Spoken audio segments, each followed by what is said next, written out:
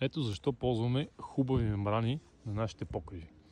Този покрив е на 6 месеца на слънце. Ето вижте какво е станало с мембраната. Погледнете. Погледнете, тя е на парчета букук. Тук изглежда здрава. Хващаш. Оп, оп.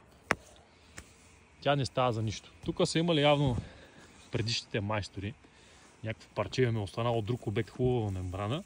Ето, тя е здрава, хубава, еластична. Нали? Макар че е стоял на абсолютно същите условия, каквато и тази. И това е абсолютно брак в момента. Този покрив, в момента правим фасадата, ще ви покажа отдолу. Това нещо се маха. Значи вентилацията на покрива, добре. Имаме вентилация, но това OSB за фалцовата ламарина никога не го препоръчвам. Значи винтовете, особено в това състояние, когато е било мокро, винта не държи в това OSB. Винта, ако ще го забия и ще го извада с пеликаджийските клещи. Така че тук това всичко ще демонтира, ще се направи с скара, както ние го правим. С дъски калибрирани, вакуумно импрегнирани и покрива ще стане един път. Ще ви покажа като е готов.